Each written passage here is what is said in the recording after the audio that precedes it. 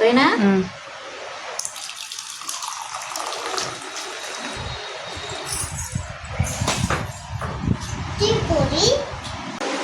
మా అమ్మగారిలో మా అక్క బయట ఉంటే మా నాన్నగారు ఏం చేసేవారంటే బయట బాలవాకు తెచ్చి ఆకులు కుట్టి ఇచ్చేవారు అన్నం పెట్టడానికి.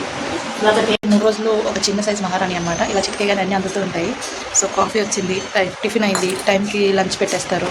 తినడం, పడుకోవడం, ఫోన్ చూసుకోవడం, లేదంటే ఇంకేమైనా పనులుంటే ఇంట్లో నిలుచుకొని పనులుంటే చేసుకోవచ్చు హాయిగా. సో ప్రజెంట్ అయితే ఖాళీ. అందరూ నన్ను వింతగా ఏదో అడుగు మనిషి బయటకు వచ్చినట్టు చూస్తున్నారు.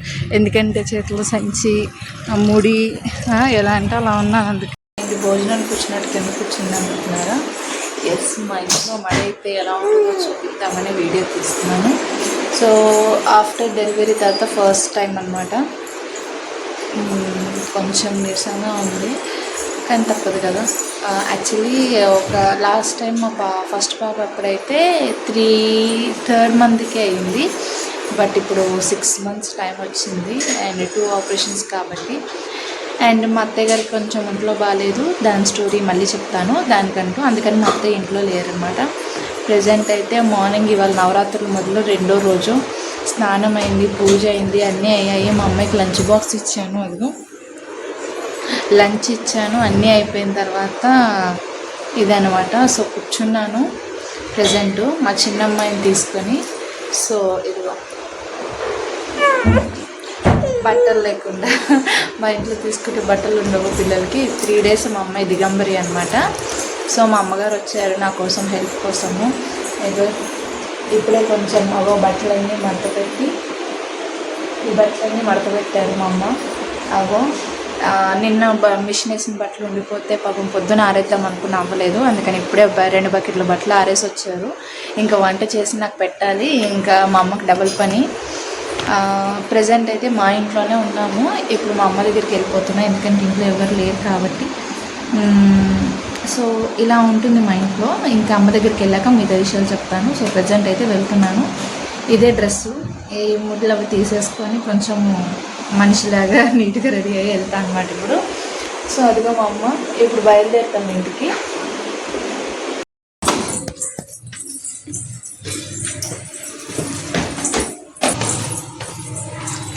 అమ్మ వాళ్ళ ఇంటికి స్టార్ట్ అయ్యాను. సో ఆల్రెడీ యూజ్ చేసిన టవల్స్ మళ్ళీ అక్కడ ఎవరు మోస్తాడు, ఎవరు తడుపుతాడు అని చెప్పి పట్టుకెళ్ళిపోతున్నా. సో లిఫ్ట్లో అయితే అందరితో వెళ్ళాలి కదా, సో రాకూడదు, అందుకని స్టెప్స్ దిగి నడుస్తున్నా అనమాట. సో ఇప్పుడు అమ్మ వాళ్ళ ఇంటికి, అక్కడికి వెళ్ళాక మిగతా విషయాలు మాట్లాడుతున్నాం. అమ్మని అప్పటికప్పుడు రమ్మన్న వల్ల ముడి పెట్టుకొని ఎలా ఉంటే అలా వచ్చేసింది పాపం. వెళ్తున్నాం ఇంకా అమ్మ వాళ్ళ ఇంటికి.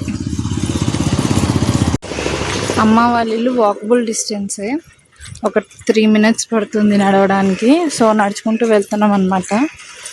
అమ్మ పాపను తీసుకుని వెళ్తుంది, నేను వెనకాలేగు నా లగేజ్ పట్టుకొని వెళ్తున్నా అనమాట.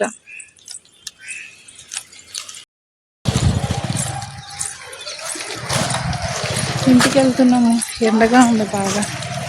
ఆవు కనిపించింది. హాయ్ ఆవు.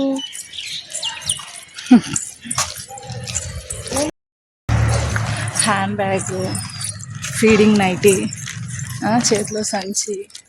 అందరూ ఎంత మనిషిని చూసినట్టు చూస్తున్నారు రోడ్డు మీద. చూడండి,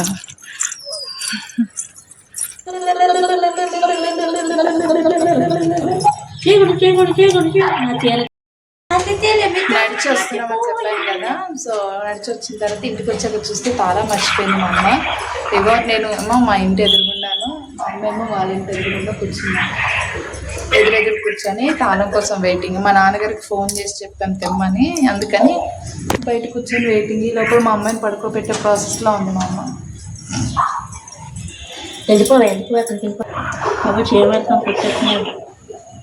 అది నల్ల చీమ, పర్వాలేదు. నేను మీరు వచ్చిన మా ఇంట్లోకి నేను ఎప్పుడు చీమని తక్కువ వేస్తాను, ఎక్కువ. వీడియోలే. రాత్రి ఎక్కడ పడుకోవాలి? నేను సోఫాలోను, నువ్వు రుగ్వి మంచం ఎక్కండి.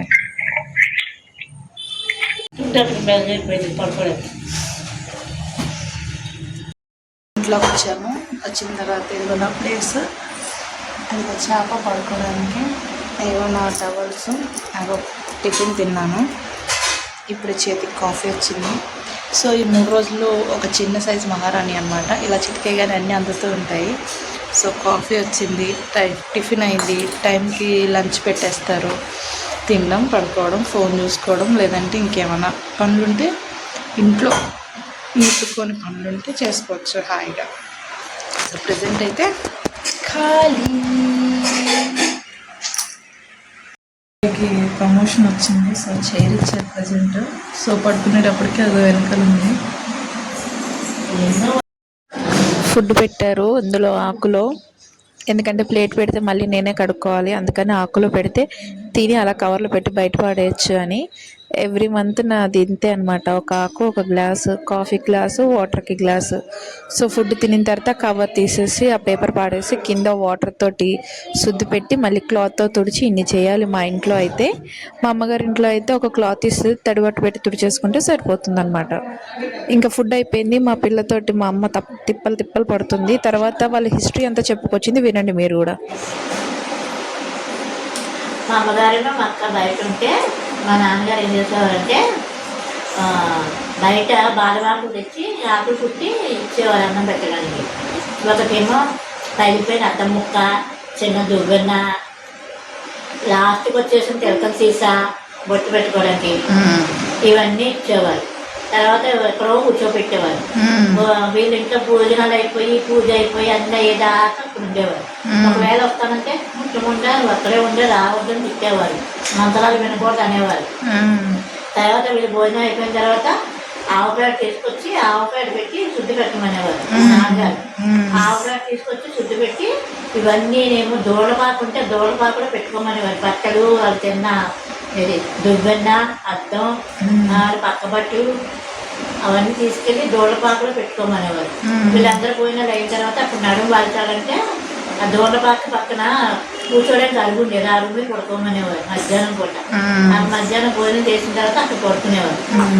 మళ్ళీ రాత్రి భోజనాలన్నీ అయిపోయిన తర్వాత వాళ్ళిద్దరిని వచ్చి భోజనాలు పెట్టేవారు. వాళ్ళిద్దరికి ఒక వారంలో ఉండేది.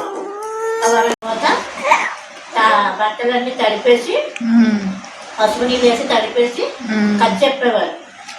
కథ అయిపోయిన తర్వాత స్నానం అయిన తర్వాత ఈ బట్టలు మూట కట్టి ఎవరికి మళ్ళీ ఇద్దరివి కరవకూడదు. బట్టలు ఎవరి కట్ట వాళ్ళు కట్టేసేసి దానికి ఒక ఒక్కటారి కట్టేసేసి మూట అక్కడ పెట్టి చాకల దాన్ని కవరం చేస్తే ఆ చాకలు వచ్చి ఆ తాడును లాక్కెళ్ళి ఉతికి పట్టుకొచ్చి ఇచ్చేది.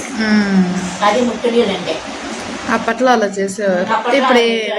ఇప్పుడు ముట్టు ఎవరు అవుతున్నారో కూడా తెలియట్లేదు. అలా ఉంది. విన్నారు కదా. సో మా అమ్మ హిస్టరీ అంతా చెప్పుకొచ్చిన తర్వాత మా పెద్ద పిల్లతోటి బాగా తంటాలు పడింది. సో ఆ ఫ్రస్ట్రేషన్ అంతా మాట్లాడింది, అమ్మ పిల్లల్ని మేనేజ్ చేయడం ఎంత కష్టమని. సో ఇది మా ఇంట్లో ప్రతి నెల జరిగే హడావడి, పండగ, గోల, గందరగోళం. సో మీ ఇంట్లో ఎలా అవుతుందో ఒకసారి నాతో షేర్ చేసుకోండి.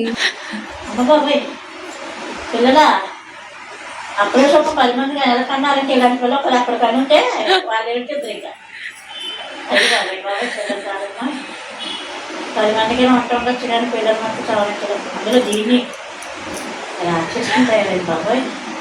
ముచ్చెత్తుంది గోడ గుండెల మీద పిల్లిలాగా పైన చూస్తుంది, ఆకులు ఎత్తుకోబెట్టే పైన దిక్కులు చూస్తుంది, ఆకులు ఎత్తుకోబెట్టే పిల్లల్ని హ్యాండిల్ చేయలేకపోతున్నా. 10 మంది నేను అంతా బాగా తారక దండం పెట్టాలి అంటే అంతమందికి బాబు పిల్లలతో వేస్తారు. చింత పడిన తర్వాత